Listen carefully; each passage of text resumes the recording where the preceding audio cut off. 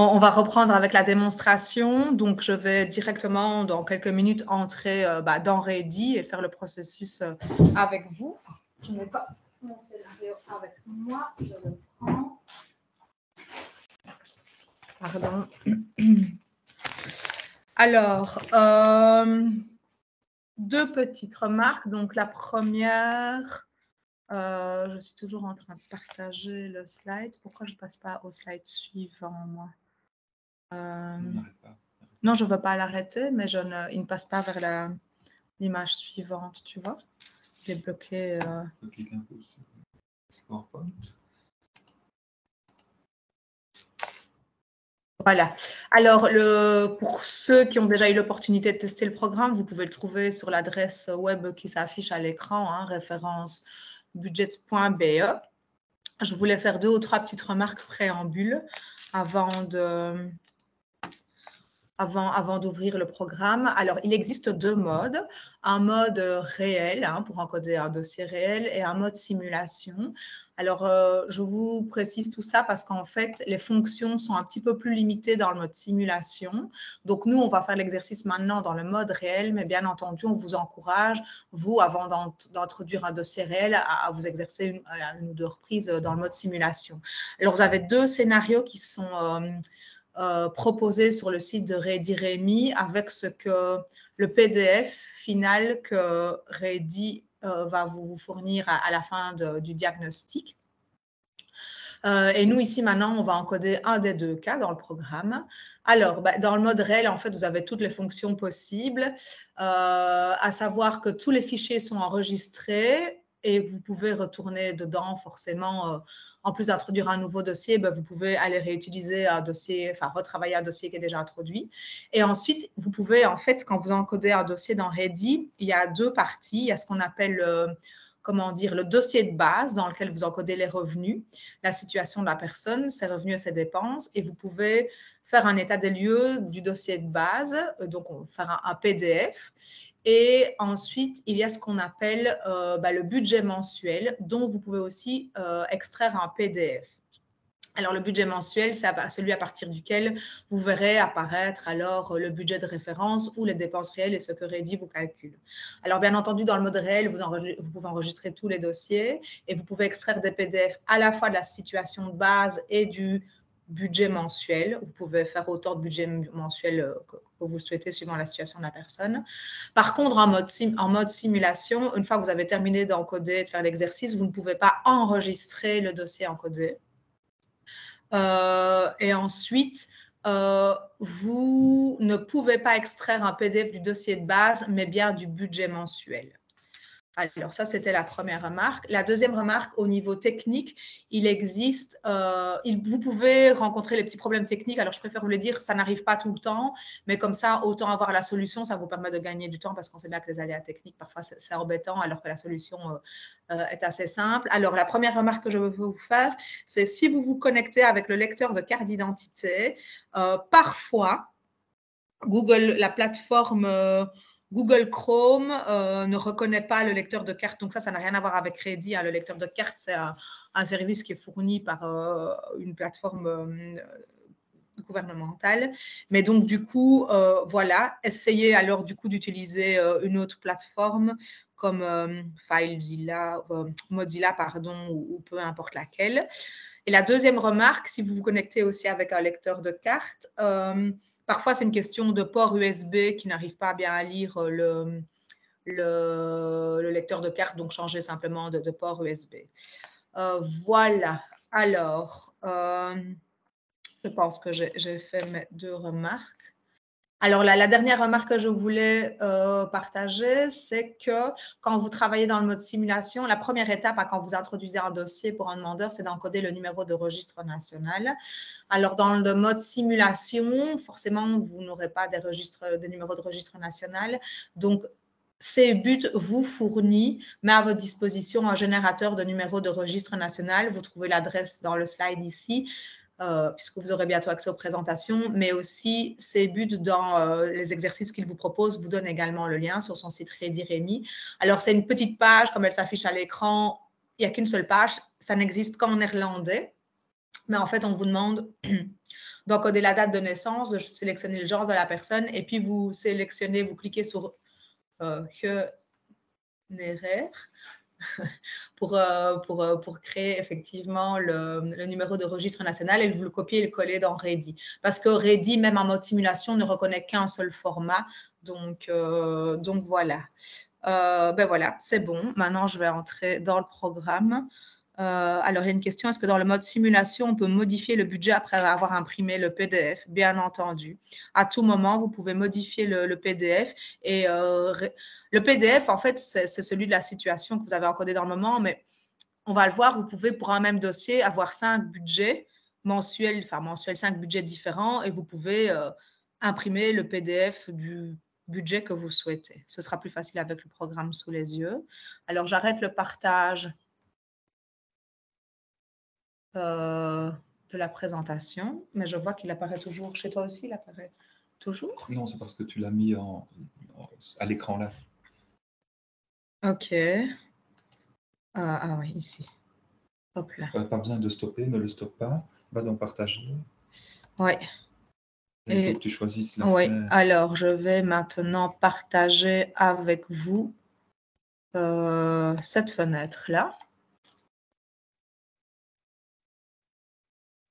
Et elle n'apparaît pas encore. Ah non, elle n'apparaîtra pas à l'écran là. Et est-ce que tu la vois, toi, du coup? Est-ce que tu peux te reconnecter sur...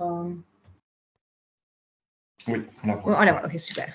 Alors, sauf que ce n'était pas celle-là que je voulais partager. Je suis désolée pour les aléas techniques, mais forcément, c'est une autre gestion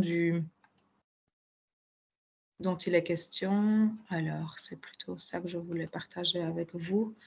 Fenêtre, laquelle? Teams. Non, Teams, tout à gauche. Attends. Oui, ici? celle-là. Oui. Ok, partage. Et puis tu vas sur la bonne page. Rémi. Ah oui, voilà, super, bien vu. Donc voilà, moi je vais me connecter, super. Alors, moi dans l'exercice, je me connecte avec le lecteur de cartes. Vous pouvez cliquer sur It's Me ou connectez-vous avec EID. Au final, vous arriverez vers la même page du gouvernement. Donc je clique, je regarde. Ça travaille. Ça travaille, voilà. Alors, moi, j'ai déjà introduit ma carte dans le lecteur de cartes. Je clique sur Login with EID Card Reader. Je clique sur, comme vous, quand vous voulez faire votre déclaration d'impôt en ligne, en fait, c'est la même procédure. Laurent, à tout moment, tu me dis quelle est la nature de la question. Et voilà, en fait, c'est parce que j'étais déjà connectée tout à l'heure, mais normalement, je l'ai fait tout à l'heure, donc il a enregistré mon mode de connexion, mais normalement, je devrais introduire le code PIN de ma carte d'identité. Alors, vous arrivez à la page suivante, c'est la page d'accueil. Première remarque, pour vous déconnecter, je viens de le faire, vous cliquez sur se déconnecter. Alors moi, étant donné que j'ai un rôle, on va dire, administrateur dans le cadre des formations, moi j'ai accès à la fois à CEBU de Wallonie et CEBU de Bruxelles, mais vous, suivant la localisation de votre commune, vous n'aurez pas le choix. Hein. Vous serez d'office ou en Wallonie ou à Bruxelles. Donc vous vous déconnectez par ici. Vous pouvez choisir la langue en bas à gauche dans l'onglet français. Vous pouvez sélectionner et ça se traduit instantanément. On va continuer la démonstration en français, ce sera plus confortable pour moi en tout cas. Alors, la page d'accueil vous permet en fait de chercher un dossier sur base du nom ou du numéro de registre national si vous avez un dossier qui a déjà été introduit. Moi, par exemple, j'ai déjà fait des simulations sur base du cas de Catherine Moret. Donc, oui, je t'arrête juste, ne va pas trop vite, laisse un espace à chaque fois parce qu'il faut le temps que ça s'affiche. Ah oui, d'accord. Chaque démarche, donc avant de cliquer sur quelque chose, on n'a pas le temps. Ça va, merci. Donc là, ici, j'ai fait une recherche dans le dossier existant sur base du prénom. Je peux le faire aussi sur base du nom de famille.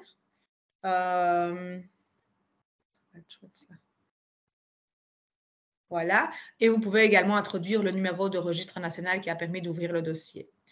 Sur l'onglet Dossier,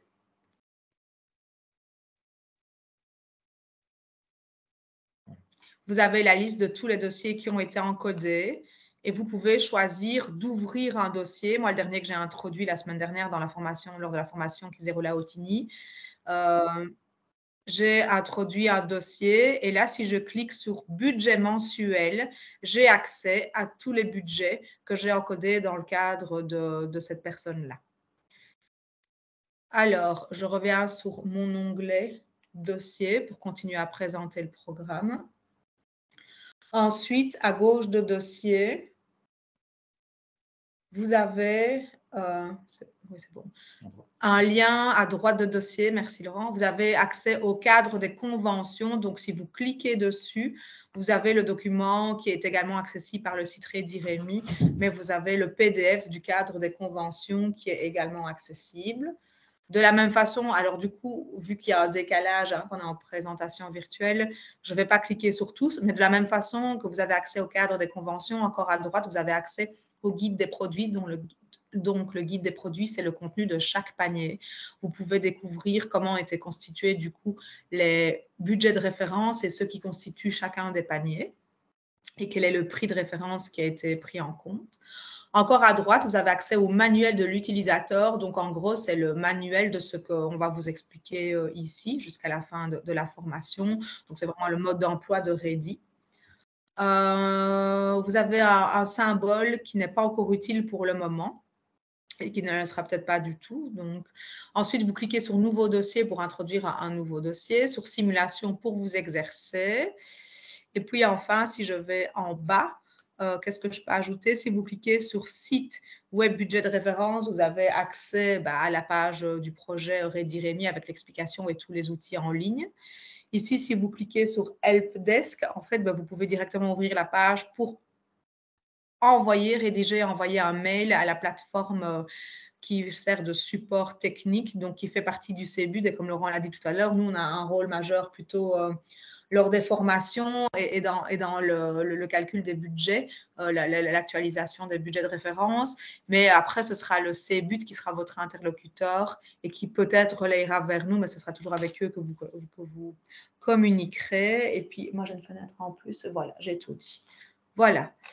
Je ne sais pas s'il y a déjà eu des réactions par rapport à ce. Ok, ça va. Oui, donc n'hésitez pas au fur et à mesure, s'il y a un souci sur les actions en cours, à poser les questions. Alors. Et si ça peut être répondu par écrit, enfin, si un message écrit suffit, on vous répond directement oralement. Si jamais ça nécessite, c'est un peu long à développer, levez la main et je vous accorderai l'autorisation.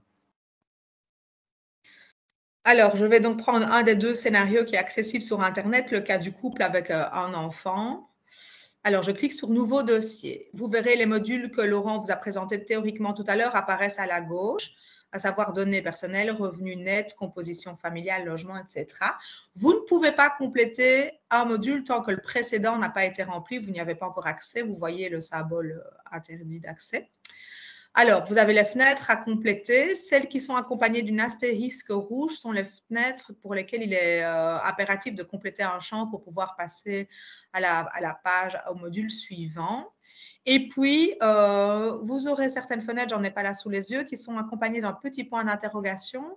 Ce sont les fenêtres pour lesquelles vous avez un complément assez concis d'informations par rapport à la donnée qui est attendue dans Ready, mais le détail, forcément, est accessible dans tous les outils, que ce soit dans le guide des produits ou guide des conventions ou manuel.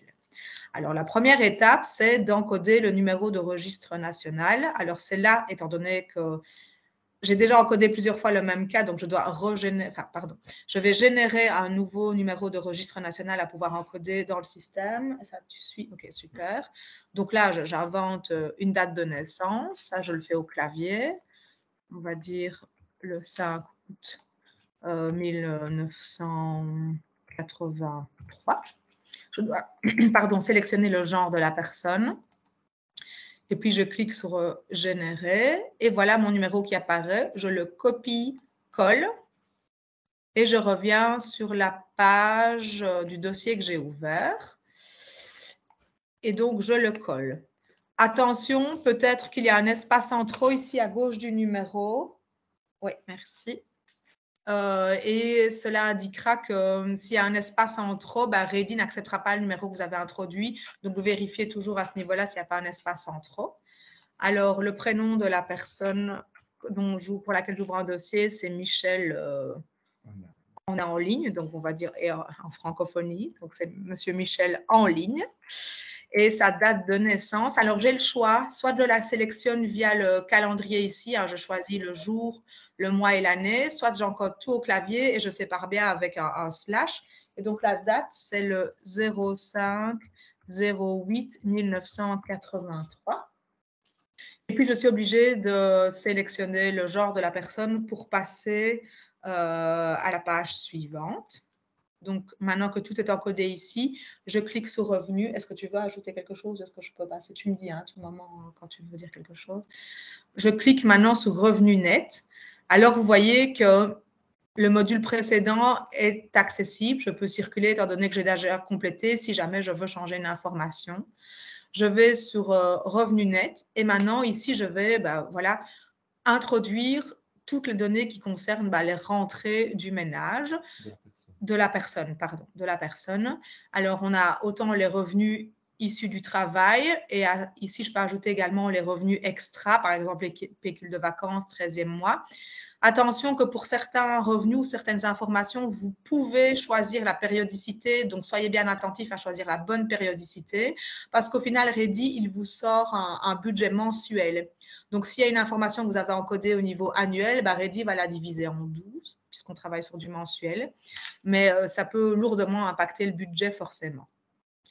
Vous avez également la possibilité d'encoder une allocation de chômage, d'invalidité, de maladie, un revenu d'intégration, une pension, des allocations familiales, une pension alimentaire qui est due, une pension alimentaire qui est reçue. Si elle est due, elle s'encodera plus tard dans le programme, mais si elle est reçue, c'est bien ici qu'elle s'encode. Si vous avez envie d'encoder une épargne à titre indicatif, vous pouvez la encoder dans la fenêtre épargne, c'est-à-dire qu'ici, elle ne sera pas prise en compte dans le calcul du budget, mais étant donné que vous pouvez sortir un PDF, alors ça vous permet de savoir à titre informatif que le ménage a une épargne. Maintenant, vous n'êtes pas du tout obligé de compléter toutes les fenêtres, bien entendu, qui apparaissent à l'écran. Maintenant, imaginons que la personne ait une épargne de 5 000 € et que pour le moment, au moment où vous introduisez un dossier dans Ready, vous décidez que parmi ces 5 000 €-là, la personne a 500 € qui sont disponibles pour payer des dépenses. Alors, vous l'ajoutez ici, vous mettez le nom, le statut de cette rentrée-là, vous encodez donc épargne, vous ajoutez le montant et vous décidez de la périodicité, si c'est par mois au moment où vous ouvrez le dossier, par trimestre ou par année. Et à ce moment-là, Ready va diviser ces 500 € en 12 s'il s'agit d'un montant qui est disponible pour toute l'année pour faire part aux dépenses. Alors, dans le cadre de ma simulation, je remonte. Moi, je vais introduire des allocations de chômage d'un montant de 1 500 €. La personne reçoit également un complément revenu d'intégration de 166 €. Hein, c'était le cas fictif présent tout à l'heure dans la première partie de la présentation. Il y a également des allocations familiales, étant donné qu'un enfant est présent dans le ménage, des allocations d'un montant de 225 €. Et vous voyez qu'ici, je ne dois pas préciser la périodicité, c'est d'office mensuel. Alors, j'ai tout encodé. Alors, vous voyez que, j'ai également une autre rentrée. C'est une prime mazout que la famille reçoit d'un montant de 210 €. Et là, il s'agit d'un montant annuel. C'est très important parce que du coup, je l'aurais dit, je sais bien, mais Ready va la diviser en 12 du coup. Alors, dans le cas de ma simulation, en fait, il n'y a pas d'épargne. C'était juste pour vous montrer comment l'encoder si on veut en tenir compte. Donc, il suffit tout simplement que je clique sur la corbeille et mon épargne ou peu importe l'information encodée s'en va. Et le dernier poste que vous pouvez encoder dans ce module rentrée, ce sont les impôts des personnes physiques. Vous encodez le montant ici et vous précisez si c'est le ménage qui doit le repayer ou si le ménage sera remboursé. Moi, dans le cadre de mon exercice, je n'ai plus rien à encoder. Donc, je clique sur composition familiale. Alors, il est possible d'ajouter des adultes et des enfants. La différence entre adultes et enfants… Un petit moment. Il y a une question sur les allocations de handicap, maladie professionnelle ou accident de travail. Effectivement, vous encodez ça si c'est bien le membre qui est demandeur. Hein, donc, ça, c'était pour le membre enfin, la personne qui fait la demande, vous l'indiquez effectivement dans les revenus là, et s'il y a un type de revenu pour lequel il n'y a pas de catégorie spécifique, ben vous l'encodez effectivement comme un autre revenu, comme Stéphanie vient d'indiquer. Pour tout ça, le programme est assez souple. Vous allez comprendre que selon que vous indiquez le montant et la période, Redi fait le calcul donc, pour l'attribuer. Donc dans le cadre d'une allocation spécifique de handicap, ben, ce sera une allocation mensuelle, donc vous l'indiquerez telle quelle et il en tiendra compte automatiquement.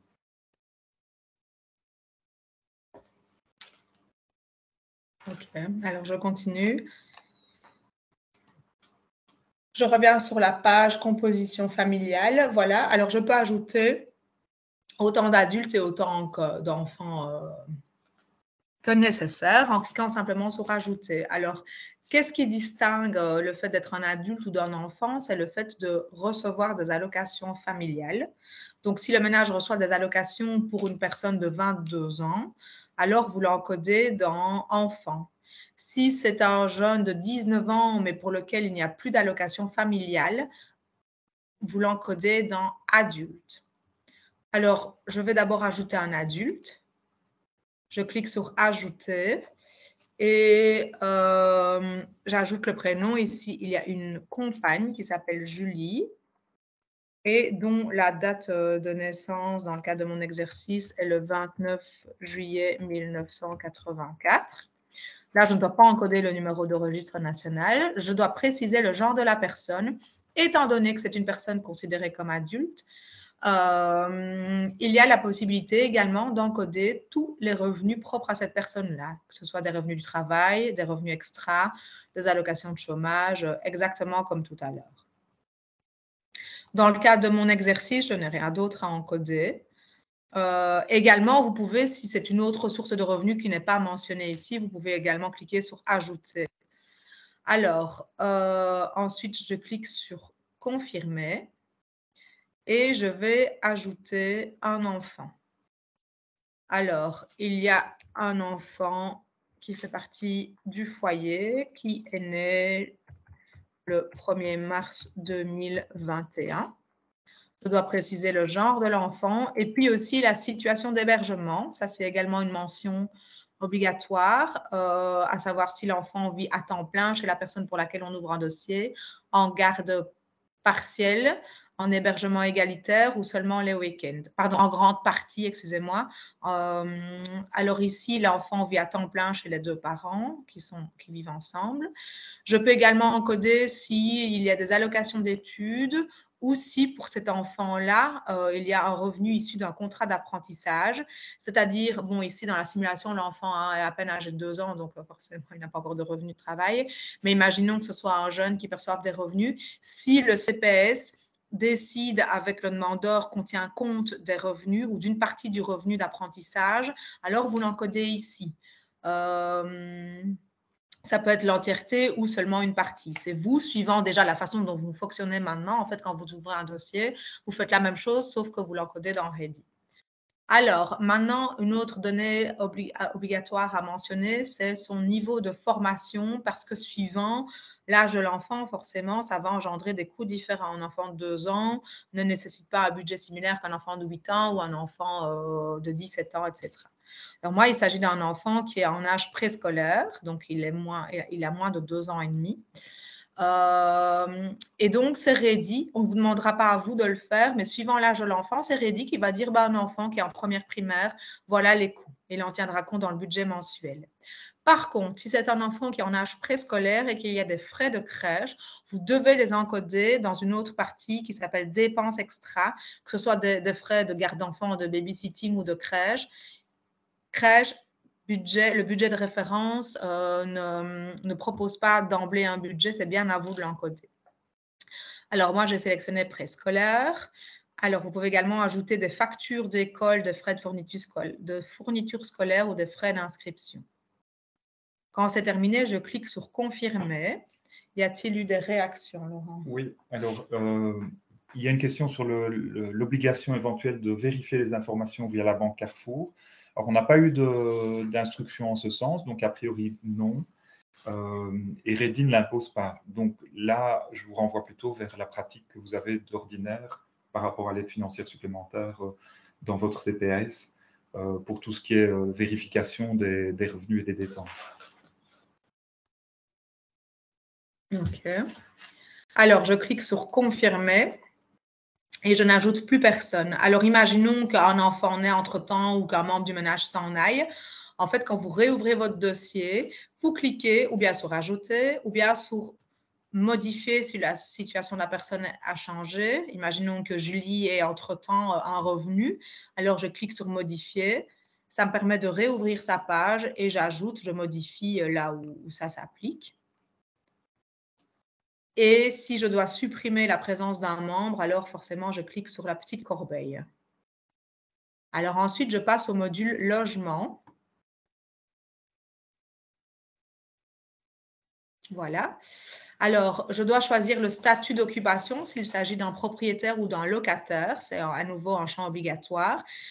Suivant le statut, forcément, des champs différents s'ouvrent. Si je clique sur propriétaire, je dois encoder, si je le connais, enfin si l'usager le connaît, le montant du précompte immobilier, l'assurance solde restant due et le loyer ou la mensualité à rembourser à la banque. Ensuite viennent toutes les charges liées au logement. Alors moi, dans mon exercice, la personne est locataire et je dois préciser si c'est sur le marché privé ou social parce que forcément, les frais de vie sont différents. Moi, dans ma simulation, il s'agit d'un logement social. Vous devez encoder le loyer. Ici, il y a un loyer de 400 €. Alors, attention, si les charges sont comprises dans le loyer, vous devez alors mettre les charges à 0. Parce que si vous ne mettez pas les charges à 0, alors Redi ira les chercher dans son budget de référence. Peut-être petite précision, donc les charges, Stéphanie va faire descendre la fenêtre, il y a l'eau, l'électricité, le gaz, le mazout, le bois, le charbon. Il suffit qu'une de celles-là soit à… Tu as précisé que c'était 0,1 ? J'y suis encore arrivée. Ah, pardon. Il suffit de mettre une seule de ces charges à 0 pour que ça remplace les budgets de référence. Il n'y a pas besoin de les mettre tous, donc il ne va pas considérer que si vous ne mettez que le gaz, il va compter des frais pour le mazout. Donc, une seule suffit et pour la façon de mettre à 0, je repasse la parole à Stéphanie. Donc ici, tel que c'est encodé, on considère qu'il y a un loyer de 400 € et qu'il y a également des charges en plus, mais l'usager ne connaît pas le montant. Tel que c'est présenté, ça veut dire qu'à la fin de l'encodage, Redi va aller chercher dans ses budgets de référence. Maintenant, imaginons que les charges soient comprises, alors je dois mettre les postes à 0. On ne parle que des postes principaux, eau, électricité et gaz, parce que pour mazout, bois, et charbon, tout le monde n'a pas ces modes de consommation-là. Donc, je n'ai pas besoin de modifier ici. Donc, en fait, pour eau, électricité et gaz, si c'est compris dans les 400 €, je dois mettre à 0.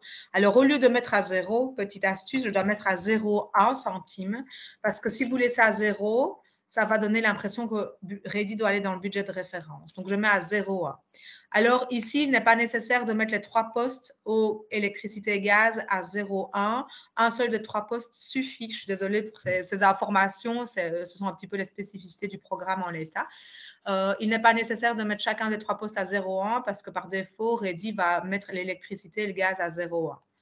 Par contre, imaginons qu'il y ait quand même une facture électricité mensuelle de 25 € qui n'est pas comprise dans le loyer, alors vous devez l'ajouter ici. Voilà. Peut-être précision, comme vous le voyez, les frais de loyer sont obligatoires. Pour les frais de fournisseur, si vous ne mettez rien, ce sont les frais, les montants moyens qui vont s'appliquer pour les personnes.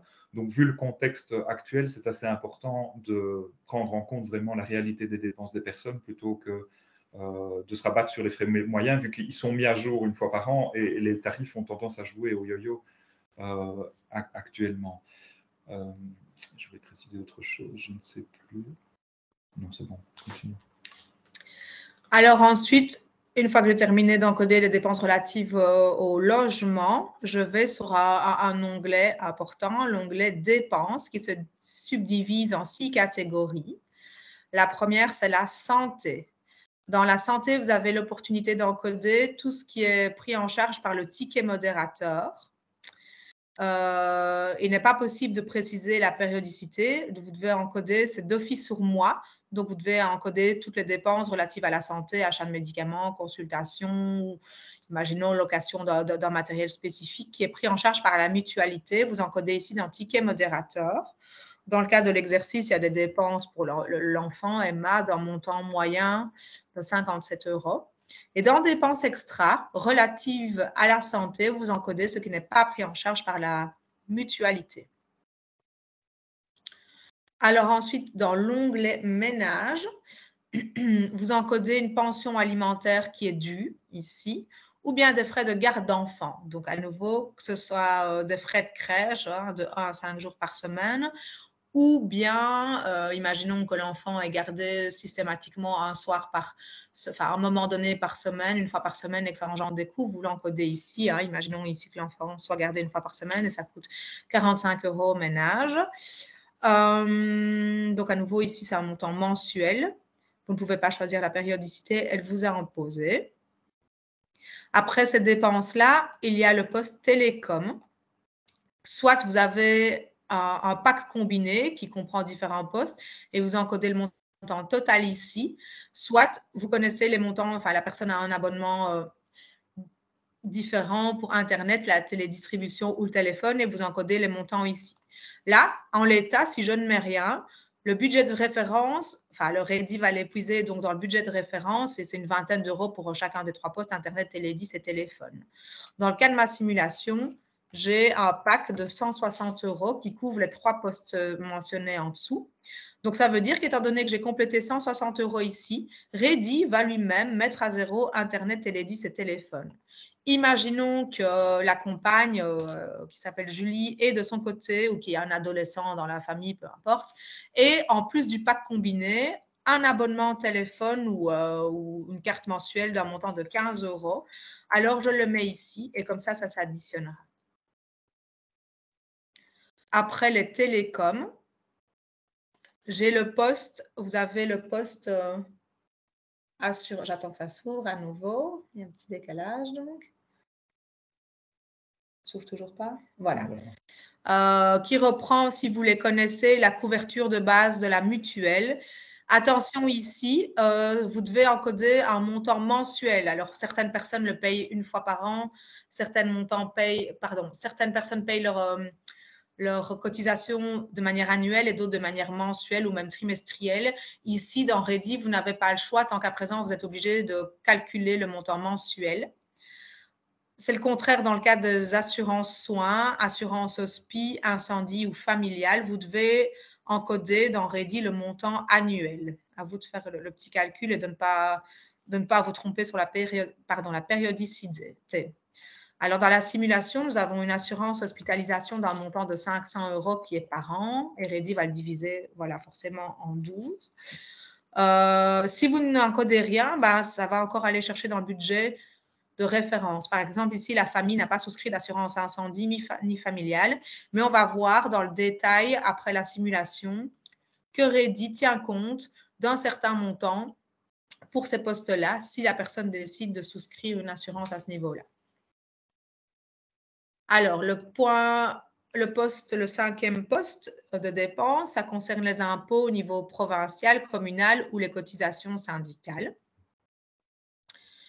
Et puis, enfin, le dernier poste, c'est celui de la voiture. S'il y a une voiture ou plus dans le ménage dont il faut tenir compte, dans le budget, vous cliquez sur nécessaire, vous cliquez sur oui. Elle s'est ouverte celle-là. Et puis, si vous les connaissez, vous pouvez encoder les différents postes, à savoir celui relatif à entretien et réparation, les frais de carburant, l'amortissement, l'assurance, l'inspection technique et la taxe de circulation. Soit je dis c'est bien, la périodicité. Si vous ne les connaissez pas, c'est REDI qui, dans son budget de référence, va aller puiser ces postes-là. Alors, s'il y a 2 voitures, soit vous additionnez les postes ici, soit vous ouvrez un champ « Autres dépenses ». vous l'appelez voiture 2. Et là, par contre, vous ne pouvez pas séparer les 6 postes relatifs aux frais de la voiture qui sont développés ici. Vous devez calculer le montant total et l'ajouter ici. Maintenant, moi, je n'ai pas de voiture, donc je clique sur la corbeille dans le cadre de la simulation. Voilà. Il faut retirer la voiture. Oui, enfin, on peut la laisser aussi. Sinon, on va calculer des frais. Oui, oui, mais c'est pas... je peux la retirer si tu... Quelques questions sont arrivées. Donc, évidemment, dans autres dépenses, ça peut reprendre d'autres dépenses que les voitures. Hein. Ça sert de la même façon que l'épargne, vous pouvez ajouter toutes sortes de frais qui seraient à prendre en considération. Stéphanie, je me demande si sur les questions liées au logement, il ne faudrait pas remettre les montants réels pour ne pas avoir un solde positif à un moment. Donc sur celui-là, rappelons bien que si vous mettez 0, si vous ne mettez pas 0,1 quand vous souhaitez ramener les frais à officiellement 0, il ne va pas garder 0, il va reprendre les budgets de référence. C'est vraiment important. Et alors je vois qu'il y a 2 questions qui sont arrivées, donc 3 même. Alors d'abord, une question sur la rubrique revenu net. C'est effectivement, est-ce qu'il s'agit des revenus du chef du ménage et des autres membres du ménage? Non, enfin la question n'est pas posée comme ça, mais c'est effectivement dans revenu net, les revenus de la personne qui fait la demande et les revenus des autres membres du ménage apparaissent pour chacun de ces membres du ménage individuellement dans la composition familiale. J'espère que c'est plus clair. Alors, comment enlever une dépense? Par exemple, si le CPAS octroie une carte santé qui prend en charge tous les frais et qui ne sont pas assumés par la personne, soit vous l'indiquez dans les rentrées, soit vous soustrayez du poste. Donc, par exemple, s'il est des 57 € en santé, il y en a 50 qui sont remboursés par un autre mécanisme, vous encodez 7 € plutôt que 57. Mais l'alternative, c'est aussi de laisser les 57 et puis d'aller mettre dans les revenus, là où on avait épargne, tout en bas, juste en dessous de l'épargne, vous aviez autres revenus, d'aller encoder alors les autres, dans autres revenus, c'est 50 € mensuels. Donc vous voyez que c'est assez souple et que vous pouvez le faire de la façon qui est la plus pertinente pour vous.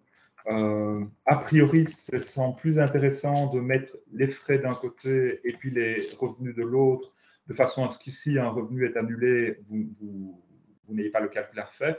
Mais voilà, c'est vraiment au choix.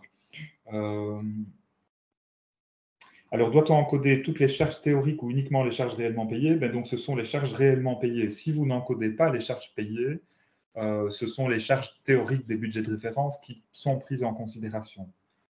Ça veut dire que si on avait tout laissé à 0, dans ce qui concerne Stéphanie revient à l'écran en même temps, pour l'eau, le gaz, l'électricité, le mazout, le bois et le charbon, il reprend alors, si ma mémoire est bonne, un tarif, un montant pour l'eau standard, un montant pour l'électricité, un montant pour le gaz, et évidemment, il ne duplique pas un montant pour le gaz, un autre pour le mazout, un autre pour le bois. Il ramène ça à de nouveau des conditions standardisées. Donc, par défaut, la plupart des postes existent déjà. Il y en a uniquement certains que vous devez absolument encoder, c'est le loyer ou le remboursement des frais hypothécaires. Et certains que vous pouvez adapter à la situation des personnes, et c'est tous ceux qui figurent ici. Alors, il y a une autre, plus tard, au moment du budget, il est possible d'aller retirer toute une série de frais au choix, mais dans cette partie-ci, qui est plutôt un diagnostic par rapport à des situations standards, mais personnalisées, ne retirez pas donc à ce stade-ci les frais que les gens n'ont pas. Par exemple, ce n'est pas parce qu'ils n'ont pas d'assurance hospitalisation qu'il faut mettre l'assurance hospitalisation à 0 à cette étape-ci, parce que quelque part, ça légitimerait le fait que dans les budgets de référence, il n'y a pas besoin d'une assurance hospitalisation. Or, l'assurance hospitalisation va peut-être être considérée comme quelque chose de nécessaire, un taux de base en tout cas, pour éviter des frais plus importants plus tard et donc de se retrouver dans des situations plus dramatiques. Donc, ces frais-là, remettez-les à 0 dans la deuxième étape qui est celle du budget, mais ne les mettez pas à 0 au stade actuel sous prétexte que la personne n'a pas de besoin, n'a pas la dépense à ce stade-ci. Stéphanie va vous indiquer de toute façon comment faire dans la partie budget, mais je propose qu'on poursuive et puis on reviendra sur cette possibilité de modification.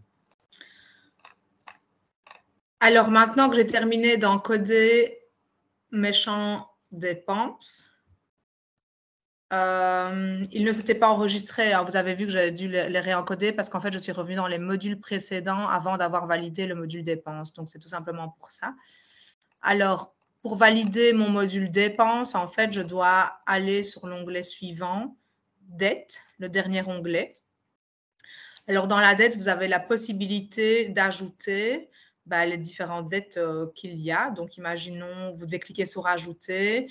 Imaginons qu'il y ait une dette, je ne sais pas moi, facture santé. Alors, j'indique le montant ici. Et vous avez la possibilité d'ajouter un plan de paiement si un plan de remboursement a déjà été mis en place. Vous indiquez le montant de la mensualité du remboursement, la date de démarrage et la date de fin. Alors, Ready tiendra compte de la dette si il y a un plan de remboursement qui a démarré. S'il n'y a pas de plan de remboursement, alors la dette mentionnée ici apparaîtra à titre indicatif, mais ne sera pas prise en compte dans le calcul du budget mensuel. Donc, vous pouvez ajouter la dette. Donc, moi, je mets confirmer ici. Vous devez bien entendu changer la date. Donc, imaginons que ça ait commencé en janvier et que la fin du plan de remboursement, ce soit, j'invente, en octobre. Voilà. Je confirme. S'il y a une autre dette, vous cliquez sur « Ajouter ». Imaginons facture téléphone qui était impayée d'un montant de 100 €. Et puis là, cette fois-ci, je ne vais pas mettre de plan de remboursement et je clique sur « Confirmer ». Et donc, les différentes dettes vont s'additionner ici. Quand j'ai terminé cette étape-ci, donc moi, j'ai complété tous les modules que je devais compléter, je clique sur « Aperçu ». Ce qui apparaît à l'écran, ce sont les données personnelles et la composition du ménage pour lequel on a ouvert le dossier. Je dois cliquer sur « Sauvegarder » et mon dossier de base portera le nom de la personne pour laquelle j'ai ouvert le dossier. Donc ici, ce sera Michel en ligne. Alors, je peux télécharger le PDF pour ce fameux dossier de base. Je clique ici sur « Télécharger en PDF ». Il s'est ouvert en bas à gauche de mon écran. Enregistrez-le bien sur votre ordinateur. Alors, le dossier porte le nom de la personne, son numéro de registre national, la date à laquelle vous avez encodé le dossier et l'heure. Et puis, dans ce dossier de PDF, de dossier de base, vous avez toutes les données. On n'est pas encore dans le budget. Hein. Vous avez uniquement les données que vous avez encodées qui apparaissent à l'écran, à savoir tous les revenus, les membres du ménage et toutes les dépenses. Alors, par exemple, ici, le poste fournisseur, je n'ai rien encodé. On verra que ce sera les références du budget de référence qui seront reprises dans Ready. Mais étant donné que je n'ai rien encodé, c'est blanc ici, c'est vierge. Alors, qu'est-ce qui se passe? Voilà, toutes les informations que vous avez dans ce PDF de dossier de base. Je reviens sur Ready. Alors maintenant, si je veux calculer en l'état le budget mensuel, je clique sur « Nouveau budget mensuel ». J'attends, vous attendez.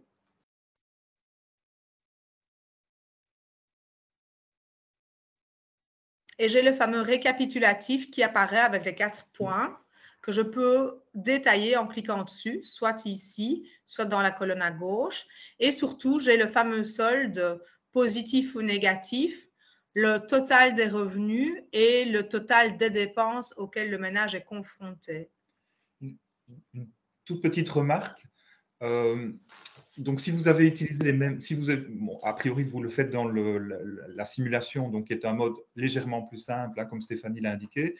Mais si vous avez encodé exactement les mêmes choses, il faut tenir en compte que ici, c'est calculé par rapport au budget de référence wallon. vu qu'on est dans ces Budoil. Donc, si jamais vous êtes à Bruxelles, vous n'aurez pas le même solde en ayant mis exactement les mêmes choses, ne l'oubliez pas.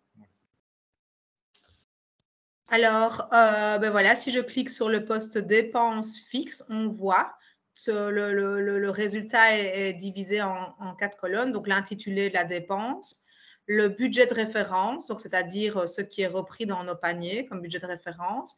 La colonne centrale, ce sont les dépenses réelles que vous avez encodées. Et le réglé dans le budget, c'est ce que finalement apparaît ici. C'est ce que Redi va chercher. Donc ici, pour le premier poste, assurance incendie et familiale, par exemple, nous n'avons rien précisé dans les dépenses réelles. Donc, Redi est allé chercher dans les budgets de référence le montant de 26,27 €. Alors, on peut voir ici dans l'exemple du pack combiné, si je surligne tout, j'attends que ça surligne, voilà. Moi, désolée si ce n'est pas très visible avec le contraste bleu-blanc. Moi, j'ai encodé un pack combiné de 160 €. Donc, il a tenu compte de 160 € du pack dans le budget et il n'a pas tenu compte des budgets de référence qui étaient à 21,24 € plus ou moins pour chacun des postes.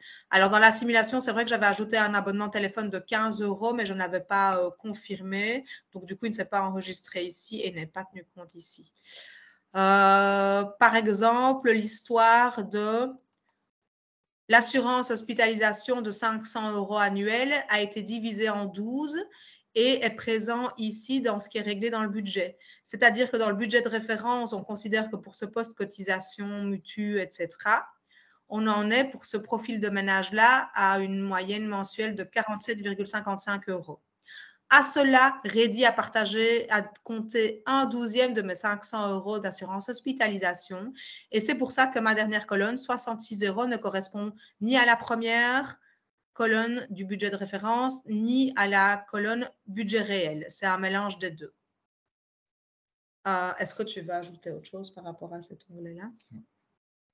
Alors, le deuxième onglet, c'est celui pour lequel vous n'avez rien encodé. Il s'agit de l'argent pour vivre.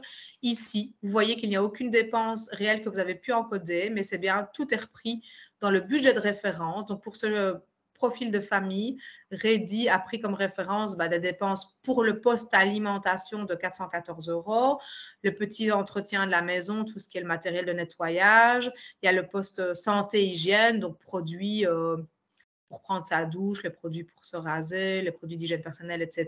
Là, on est à un budget de 91 € par exemple. Les frais d'habillement qui sont répartis, même si on ne fait pas des achats de vêtements chaque mois, il est divisé en tout cas dans Redi en mois. Donc voilà, tous les postes qui sont repris. Donc vous avez le détail de chaque panier. Hein. Si un poste vous interpelle, ouvrez le dossier guide des produits et vous verrez comment Redi a calculé tout cela.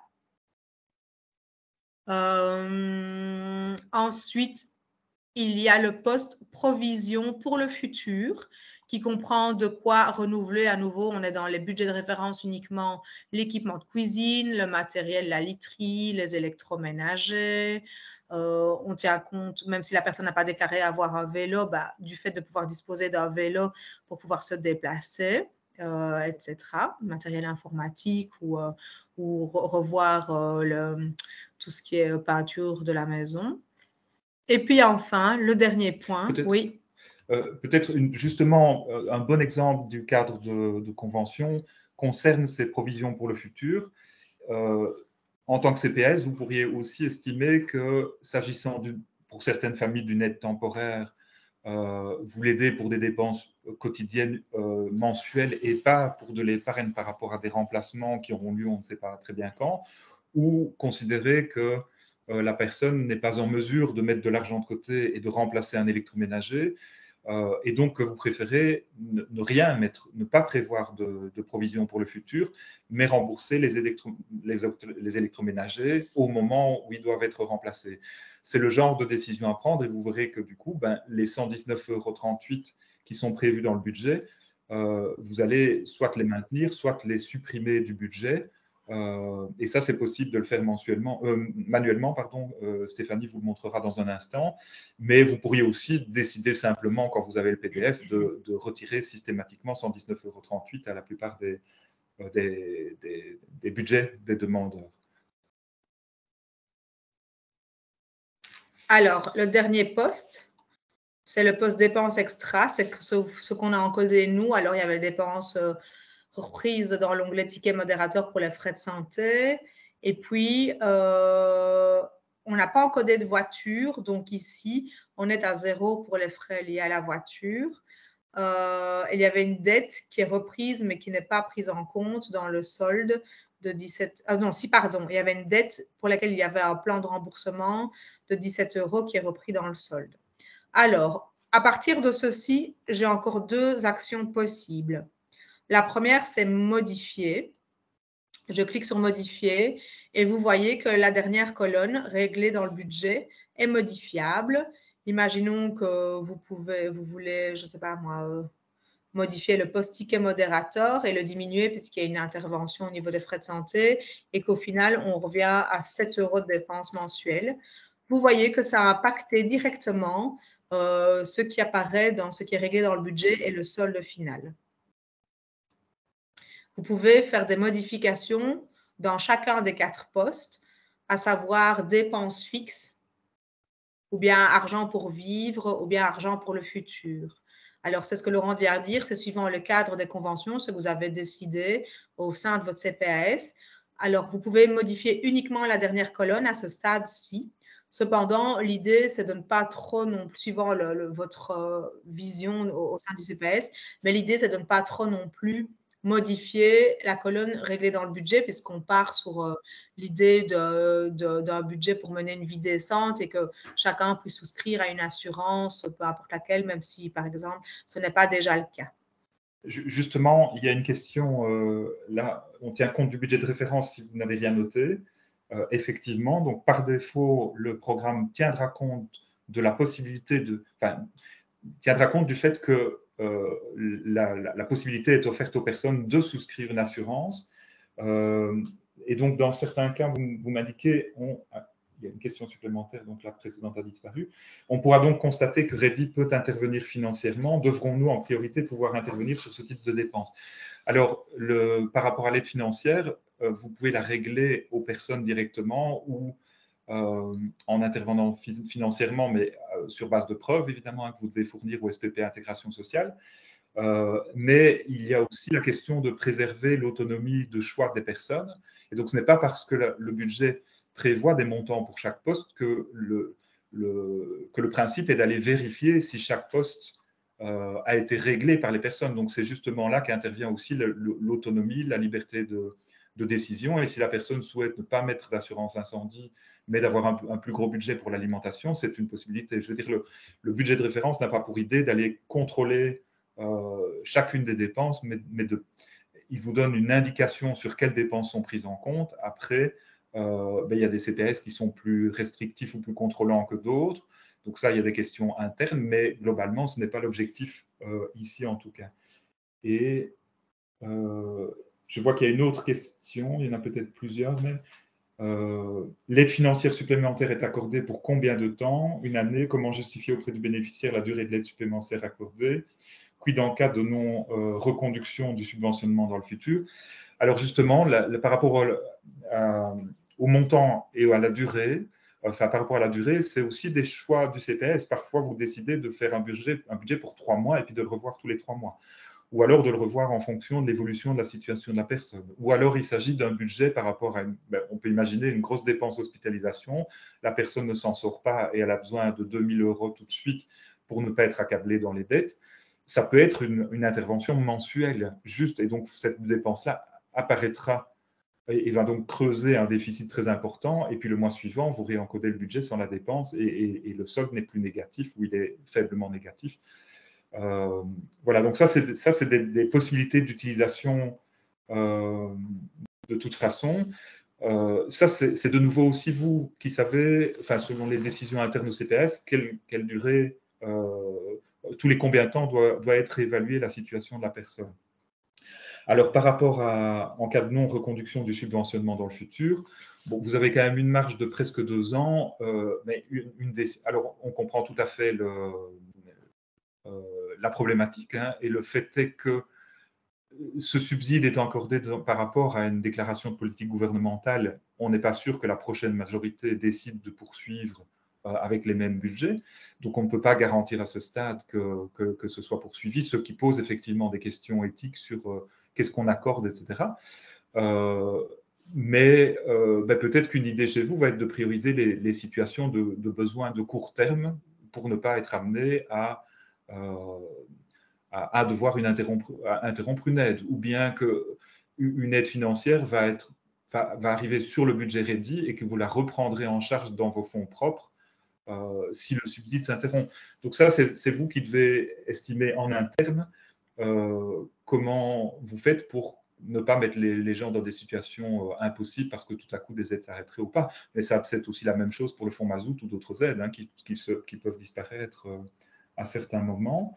Je vois qu'il y a aussi, s'il y a une nouvelle rentrée, il faut modifier d'abord le budget de base avant de régénérer un budget mensuel. Stéphanie va vous expliquer tout de suite là, comment on fait sortir, parce qu'elle n'est pas au bout de l'explication par rapport au PDF qui va émerger, et puis à la façon de refaire d'autres simulations. Alors, selon l'analyse de l'ASP pour la durée, de l'assistance sociale pour la durée, oui, c'est en interne que vous savez qui prend la décision de revoir les dossiers et tous les combien de temps. Pour une modification du budget de la personne, y a-t-il un onglet dupliqué pour ensuite actualiser le tout, ou faut-il encoder tout à nouveau dans un nouveau budget? On va vous le montrer aussi, il n'est pas nécessaire de réencoder l'intégralité. Quid du RGPD pour procéder à l'encodage de ces informations sensibles? Je suppose qu'il faut une autorisation éclairée spécifique des bénéficiaires pour cet encodage plus particulièrement. Est-ce prévu? Alors, la question de l'encodage, effectivement, il y a des questions de RGPD qui se posent. Alors, il y a peut-être, moi je ne suis pas au courant de toute la législation des CPAS par rapport à la légitimité d'un encodage par rapport à l'aide fournie. Donc, il y a d'abord ça à vérifier de votre côté. Et puis, si certains souhaitent répondre sur ce point-là, n'hésitez pas à le faire dans les commentaires. Et puis, par ailleurs, quand vous fournissez actuellement une aide financière supplémentaire, vous rentrez déjà des données en interne, que ce soit sur un programme informatique, sur une feuille de papier ou autrement. Et tout ça, ce sont déjà des bases de données qui sont soumises aux mêmes règles par rapport au RGPD, en ce sens qu'elles peuvent être... voilà, dès qu'on tient un registre, dès qu'on tient une information sur quelqu'un quelque part, il s'agit, dans un cas professionnel, il s'agit d'une base de données soumise au règlement général de protection des données. Donc la question, en fait, est préalable à l'outil également, même si ici, il y a une question, évidemment, aussi de serveurs centralisés, ce qui n'était pas le cas précédemment. Et là, je vous renvoie à la FAQ où tout est précisé en termes de sécurisation des données, de où se trouve le serveur et quels sont les protocoles qui protègent les données. Je suppose que ce sont des aides sociales non récupérables, votre subvention. Alors, aide sociale non récupérable, alors là, on est dans le vocabulaire technique. Je ne sais pas si c'est non récupérable par vous ou par le demandeur, mais en tout cas, ce sont des aides en tout cas financières et vous serez remboursé par la subvention du SPP Intégration Sociale qui est déjà attribuée, mais par contre, si vous n'utilisez pas l'intégralité de la subvention, vous devrez rembourser la partie qui n'aura pas été utilisée. Aide sociale non récupérable par le demandeur.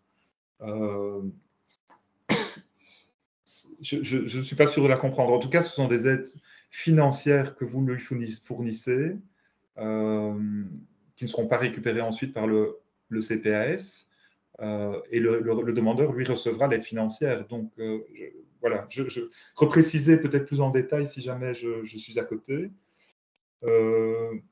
En cas d'un budget positif, on peut l'ajouter dans l'épargne. Alors, si vous arrivez à un solde positif, a priori, vous ne fournissez pas d'aide à la personne vu que ça ne se justifie pas. Si la personne est en difficulté financière alors que le budget indique un solde positif, c'est manifestement qu'il y a des questions à se poser alors sur son train de vie peut-être ou sur ses rentrées. Elle a peut-être eu un changement de rentrer, mais en tout cas, il n'y a pas d'aide qui pourrait être accordée par le SPP Intégration Sociale dans ce cas-là. Donc, c'est plus alors le travail social. Mais même ici on est à un solde de 235,90 €. Vous pouvez tout à fait estimer que l'épargne, les 119 €, vous n'en tenez pas compte. Vous êtes alors à 100, un peu moins de 120, 116. Et par ailleurs, le budget pour l'abonnement Internet étant de 160 €, c'est un budget très élevé pour une connexion Internet, etc. Et peut-être que là, la personne doit revoir son budget et donc vous allez revenir au budget, vous n'êtes plus qu'un solde négatif de 20 € ou 30 €. Donc voilà, donc ce solde peut amener à être évolué, ou bien vous allez décider de ne pas accorder l'intégralité du solde.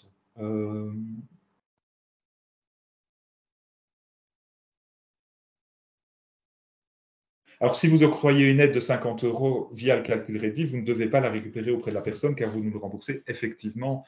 Donc, si le solde indique un solde négatif de 50 € que vous attribuez l'aide, l'aide vous est remboursée par le SPP Intégration Sociale et ce n'est pas un prêt, c'est une aide financière qui ne doit pas être récupérée par la suite, effectivement.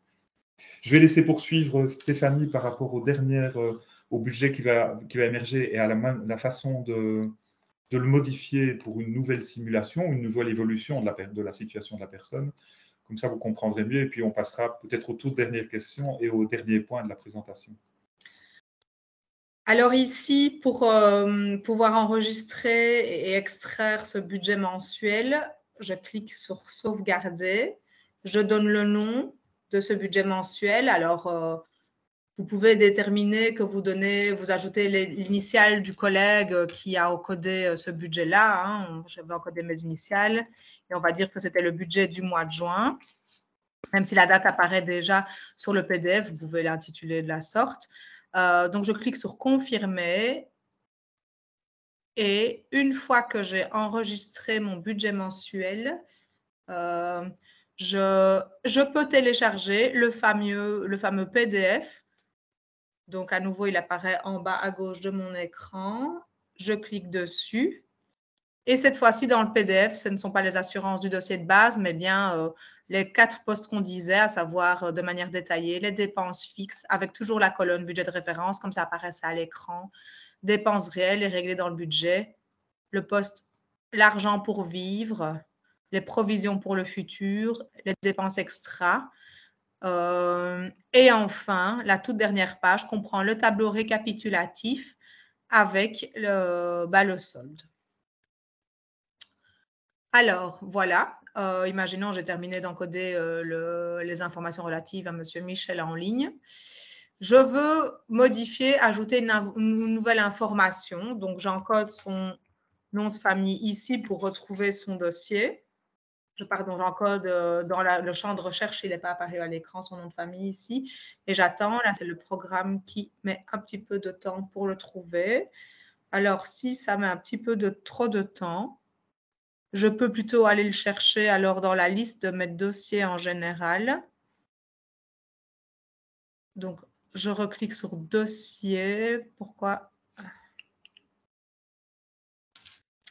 Je vais revenir sur « Démarrer » pour le réinitialiser et sur « Dossier ». Bon, il tourne du coup. C'est peut-être parce qu'on est en ligne.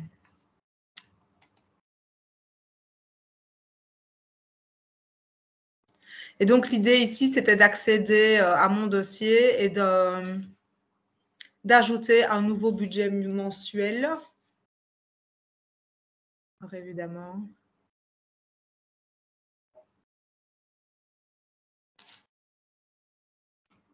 Peut-être si j'ouvre une nouvelle page.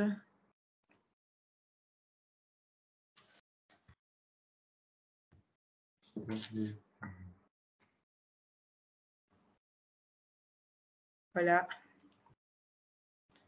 Petit problème de chargement. Que ce soit une page ou l'autre. Et donc, pour l'expliquer, étant donné qu'il n'apparaît pas à l'écran, l'idée, c'est d'aller retrouver mon dossier, comme je l'ai montré en tout début de démonstration, de cliquer sur « Ouvrir ».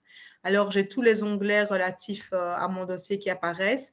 et je choisis le champ que je veux modifier, que ce soit les données personnelles, la composition familiale, un revenu.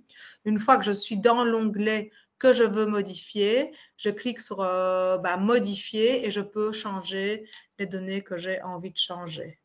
Et là, ça tourne toujours, donc on va peut-être pas... On peut peut-être, en attendant que le petit souci, on ne sait pas si c'est le programme, ça n'est jamais arrivé, ou si c'est la connexion qui est un peu déficitaire. J'espère que vous nous entendez, mais on n'a pas de retour comme quoi vous ne nous entendriez pas, donc c'est que ce n'est pas la connexion ici, mais quelque chose ailleurs. C'est le fait, à mon avis, qu'on soit en Teams, le parallèle de deux, tu vois, à mon avis, ça charge beaucoup. Oui. Mais on peut peut-être passer aux questions si vous en avez d'autres, et on vous montrera ces dernières possibilités dès qu'elles seront à nouveau possibles. Donc, il y avait comment défendre un tel budget qui ne reprend pas la situation réelle dans le cadre d'un recours au tribunal du travail, alors qui ne reprend pas la situation réelle. Ça, j'ai un peu du mal à comprendre dans la mesure où il s'agit justement d'une adaptation aussi proche que possible à la réalité, mais forcément, on ne sait pas reprendre absolument l'intégralité des frais réels. Par contre, donc s'il y a besoin d'expliquer, merci de le préciser. Par contre, on a déjà eu cette question du fait que certains demandeurs pourraient se saisir du PDF si vous leur fournissez et aller en justice. Parmi les 45 CPS qui l'ont utilisé jusqu'ici en Flandre, il n'y a pas eu de soucis de ce type, il n'y a pas eu d'action. A priori, les CPAS ayant ce pouvoir discrétionnaire d'attribuer l'aide qu'ils estiment nécessaire, voilà, les retours qu'on a eus, nous, venant de plus haut lieu, indiquent qu'il n'y a pas de raison de vraiment se préoccuper de ça. Maintenant, personne ne peut réellement garantir qu'il n'y aura jamais de recours en justice d'un demandeur. Donc voilà. Mais je ne peux rien vous assurer, évidemment, à ce niveau-là. Alors, si le budget est grossièrement négatif, quid d'un soupçon de travail au noir, comment devons-nous agir dans ce cas de figure? Mais là, ce sont toutes sortes de questions. Enfin, c'est une question qui dépasse l'outil Ready et en fait qui vous questionne sur les règles que vous appliquez déjà à l'heure actuelle lorsque vous attribuez des aides financières supplémentaires ou d'autres subventions. C'est de savoir l'enquête que vous menez et forcément qu'on n'est jamais tout à fait certain que personne ne travaille au noir ou qu'il n'y a pas d'autres sources de revenus, des aides des parents ou d'autres choses. Donc là c'est des questions qui sont en amont de l'utilisation de l'outil. L'outil, il va vous indiquer un budget en fonction des informations que vous lui donnez. Si les informations que vous donnez ne sont pas complètes, que ce soit de votre chef ou parce que le demandeur ne vous dit pas tout, évidemment, l'outil, ça ne peut pas le savoir, mais c'est le cas de toute demande d'aide que vous pourriez traiter. Alors, donc, si le solde est positif, pas d'aide accordée par le SPP intégration sociale, même si une personne a beaucoup de dettes, mais pas de plan de paiement en cours. Alors, si elle a beaucoup de dettes, peut-être qu'il y a justement quelque chose à retravailler en termes de travail social par rapport à la nécessité de passer en règlement collectif de dette ou autre. Donc, ça, c'est peut-être une question aussi à se poser en amont. Maintenant, le programme Ready permet toujours d'indiquer. Alors, je ne vais pas dire que c'est quelque chose qu'on recommande, etc. Ça, c'est à voir aussi comment. Mais il est en tout cas possible d'indiquer dans le programme que vous prenez en charge mensuellement une partie de la dette. C'est une possibilité. En fait, dans la partie dette, il est possible d'indiquer un montant, comme pour l'épargne, il est possible d'indiquer une partie de l'épargne que vous utiliseriez, que vous feriez porter dans le budget pour alléger le budget demandé. De la même façon, on peut imaginer que vous preniez une partie de la dette, mais on a un peu du mal à imaginer que la personne soit vraiment en difficulté et qu'il n'y ait pas d'autres actions mises en œuvre. Alors, c'est la politique sociale du CPS et le diagnostic du CPS, oui, tout à fait. Ça, je suppose que c'est en réponse justement à ces questions-là. Merci à vous. Et donc, en effet, certains demandeurs se préoccupent des informations qu'ils jugent erronées. Alors, les budgets de référence, n'oubliez pas que ce sont aussi des budgets de référence, donc ce que les gens consomment réellement. Ça n'importe pas. Je veux dire, s'ils ont des besoins spécifiques, les budgets de référence permettent de les prendre en compte. Mais si les gens achètent des produits haut de gamme alimentaires, etc., le but de Reddy est quand même de ramener à des situations. Alors, les budgets peuvent paraître élevés, mais si vous allez dans le détail, vous constaterez qu'en fait, c'est chaque fois des budgets vraiment basiques. C'est toujours, on est allé vérifier sur les sites internet des assurances hospitalisation, des abonnements télécoms, etc. C'est à chaque fois le produit minimal qui a été retenu.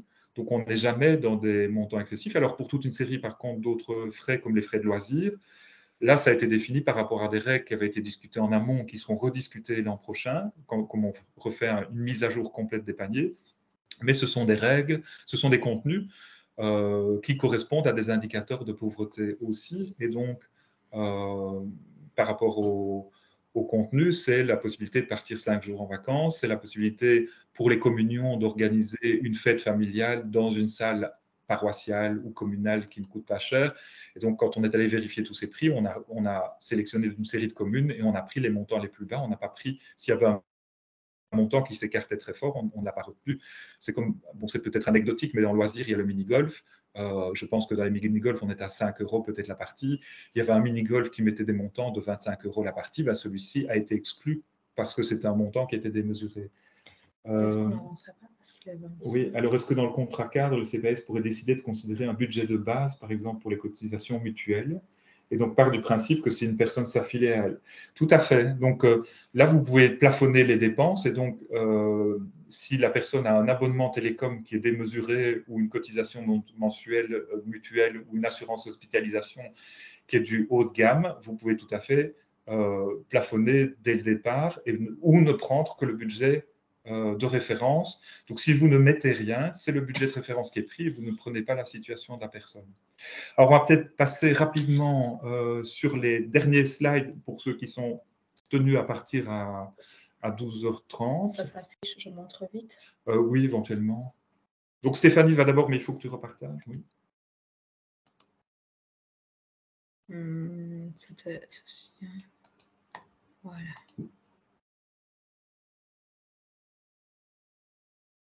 Voilà. Donc ici, moi, je disais pour ajouter un nouveau budget mensuel, je reprends par exemple le cas de Michel. Donc, je suis dans dossier.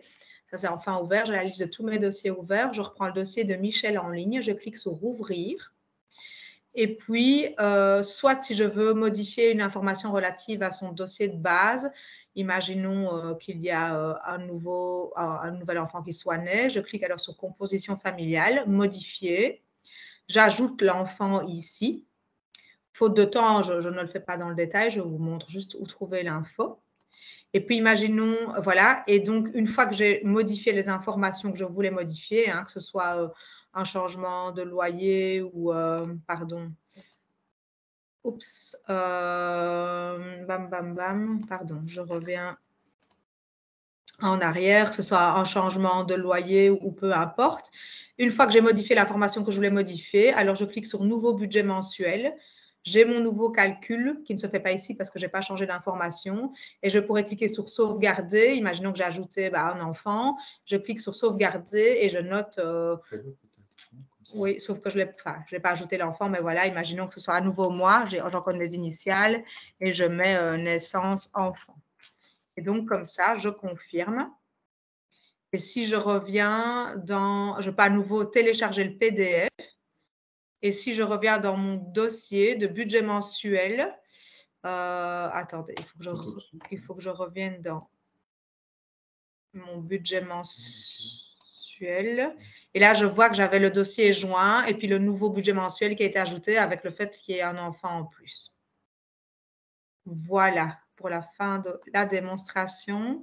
Et puis, Laurent va clôturer avec, alors, qu'est-ce que je fais ici? Je partage la fin de la présentation. Qui serait celle-ci, mais je dois, pardon. Tu n'as pas partagé. À partir de l'actuel, je fais ceci et puis je repartage avec vous. Voilà. Voilà, alors on voit les, les dernières questions, mais j'y répondrai après, mais d'abord juste pour être sûr de... Non, non, je ne bouge pas. D'arriver au bout. Voilà. Donc la programmation, vous la connaissez, enfin vous l'avez là rapidement rappelé à l'écran. Je ne vais pas y revenir vu qu'il nous reste très peu de temps. La période de subvention, retenez bien que la première période de subvention s'arrête au 29 février de l'an prochain et qu'il est indispensable d'avoir au moins une dépense réglée par REDI qui peut être prouvée au SPP Intégration Sociale avant le terme de cette première période pour avoir le droit de rentrer dans la deuxième période. Par contre, si jamais vous faites peu appel à REDI, votre subside ne sera pas réduit comme ça a pu être le cas dans d'autres subsides. Il ne sera pas mis au prorata de ce que vous auriez utilisé. Il sera de nouveau distingué en fonction de la taille de la population bénéficiaire potentielle, comme ici pour le calcul de la première période de subvention. Donc, il y a 35 millions par période, une partie pour les licences de REDI. Vous avez le détail aussi si vous voulez aller voir comment c'est calculé dans les FAQ. Et cette subvention sert pour les aides financières supplémentaires, qu'elles soient liées ou non à des dépenses spécifiques, qu'elles soient uniques ou à long terme, tant qu'elles ne dépassent pas le solde négatif, et donc qu'elles puissent être prouvables. Donc il ne s'agit pas de dépenses en nature, mais de dépenses qui soient financières. Les modalités du contrôle via le rapport unique doivent encore être précisées. Il y a une obligation de trajet d'activation, mais donc où il y a quelques exceptions. Il y a l'exemption sur base d'équité. Il y a, si la personne travaille, ne serait-ce qu'à mi-temps, il ne faut pas un trajet d'activation. Évidemment qu'il y a toute une série de cas où ça n'a pas de sens, des personnes retraitées, etc. Mais où par contre, il peut arriver qu'ils soient dans une trajectoire d'activation, vu qu'ils seraient en règlement collectif, ou bien qu'ils sont aidés pour le paiement de la maison de repos. Enfin, on a cité des cas en tout cas. Donc voilà, au niveau de la souplesse des contrôles, etc., référez-vous à ce qui se fait d'habitude et posez les questions SPP Intégration Sociale. Nous, on n'a pas de consignes spécifiques par rapport à ça. Le montant qui n'est pas utilisé devra être remboursé au terme de chacune des deux périodes. Et donc, vous conservez votre autonomie sur base du groupe cible et du niveau de l'aide financière supplémentaire, donc du montant accordé. Les développements ultérieurs sont la possibilité d'intégrer Reddit dans les programmes existants, donc ça selon les demandes évidemment, d'en faire sortir des données statistiques qui puissent permettre d'avoir un aperçu plus rigoureux, plus objectif de la situation de pauvreté en Belgique, et dans un second temps d'imaginer aussi des politiques plus préventives et plus proactives par rapport à la pauvreté, dans la mesure où vous savez que vous êtes en principe tenu d'aller au-devant, même des situations de pauvreté, mais qui ne sont pas des demandes explicites. Vous n'avez probablement pas le temps dans votre pratique quotidienne, mais on pourrait imaginer que, suite à REDI, certaines demandes soient réglées en amont sans intervention directe. Alors, je vous passe ce slide qui détaille les équipes en charge. Pour venir justement à celui concernant donc l'équipe à Liège, nous deux, vous nous avez vu ici toute cette matinée, l'équipe REDI en Flandre, donc au CEBUD, et donc l'adresse portail pour toute question, qu'elle soit pour le SPP Intégration Sociale, pour les développeurs informatiques, pour les questions de vie privée, pour les sous-bassements des budgets de référence, pour les problèmes techniques, etc. Donc vous passez par cette adresse et c'est redirigé en interne. Donc voilà pour ce qui est de ces questions-là, ce qui permet à celles et ceux qui doivent absolument nous laisser de repartir. Il est déjà 12h32. Alors je remonte aux questions qui sont apparues. Oui, celle sur le travail au noir, je l'ai déjà traitée, je n'ai pas encore répondu par écrit. Voilà, celle qui suivait aussi. Donc, les réponses reviendront aussi par écrit.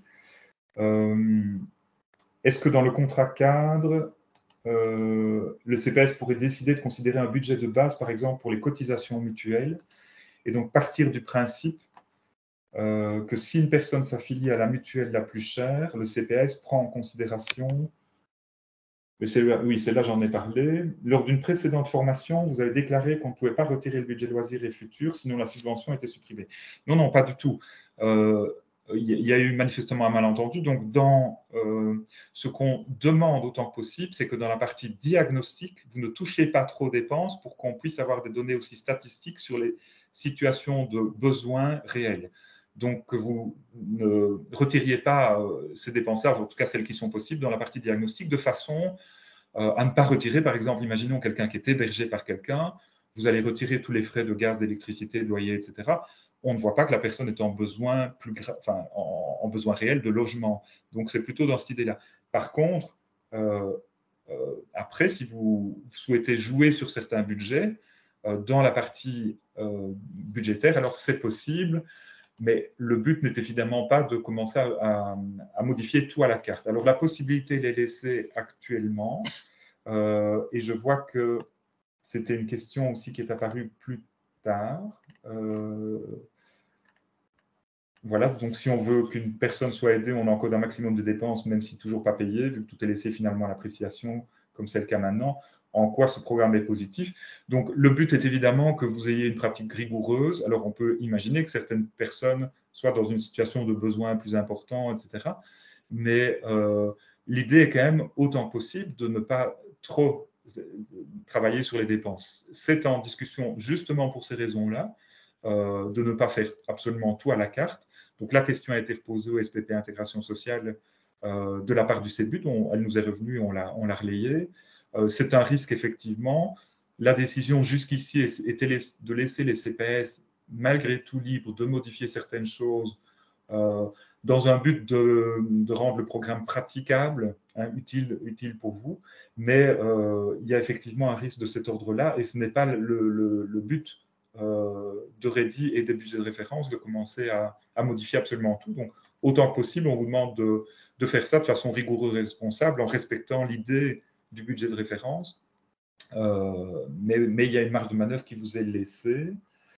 Pour ce qui concerne une personne en maison de repos, j'enregistre ses frais d'hébergement, de loyer, c'est effectivement une possibilité, mais vous pourriez aussi décider que ça ne doit pas être considéré comme un loyer augmenté, mais que ça doit être considéré comme une dépense spécifique, et donc de mettre le loyer à 0,1, de mettre toutes les dépenses de chauffage et électricité à 0,1, et puis d'aller mettre dans une dépense spécifique, là, je pense que c'est les dépenses extraordinaires, si ma mémoire est bonne, l'ensemble du budget en précisant que c'est le budget forfaitaire de la maison de repos. Voilà, là vous voyez qu'il y a une souplesse et que vous pouvez décider aussi d'encoder dans certains postes ou dans d'autres. Dans votre exemple de budget de Michel qui percevrait 1 500 € de chômage, en quoi le CPS doit intervenir du coup? Chaque CPS décide dans quoi il va intervenir, factures diverses, nourriture pour que le budget ne soit plus en négatif, etc. Alors oui, il y a une marge de manœuvre à ce niveau-là. Il est possible a priori, ce qui est à préserver, c'est l'autonomie de la personne. Donc on est plutôt dans le cadre où on fournit l'aide financière directement à la personne, mais on peut imaginer des situations où les gens ne sont pas capables de gérer leur budget et donc où ça ne doit pas être attribué de cette façon. Alors, concernant le trajet d'intégration est à l'appréciation de chacun, c'est donc précisé dans la circulaire. Qu'il y a des exemptions pour raison d'équité et que les personnes ne doivent pas être activées si elles sont déjà à l'emploi. Les autres doivent être activées. Les modalités de l'activation, que ce soit PIS ou d'autres modalités, ne sont pas précisées. Et là, très sincèrement, je pense qu'il est préférable que vous vous adressiez directement au SPP, donc via le helpdesk, mais que la question remonte vers le SPP si vous avez des questions spécifiques là-dessus. Pour ne pas, je ne voudrais pas, moi, vous faire prendre le risque de vous donner une mauvaise information et puis que vous soyez sanctionné par la suite. Donc, concernant l'appréciation de chacun, on a eu des échos dans des formations où certains disaient, ben voilà, ça se passe plutôt comme ça ou comme ça. Donc, il y a moyen aussi qu'entre vous ayez des infos sur la façon dont il est proposé. Et alors, une question technique. Les PowerPoints seront mis à disposition effectivement sur la plateforme. Cette formation enregistrée sera vraisemblablement aussi mise sur la plateforme à l'issue de l'ensemble des formations en tout cas. Donc, on a encore une le 4 juillet. Donc, je ne sais pas si ce sera avant le 4 juillet ou après. Il est vraisemblable que ce soit après le 4 juillet. Mais je ne peux pas vous le garantir. Il faut qu'on en discute aussi avec le CBUT. Donc voilà, est-ce que quelqu'un, parce qu'il est déjà 38, on a un petit peu débordé, est-ce que quelqu'un souhaite poser encore une autre question par écrit ou bien lever la main et la poser oralement?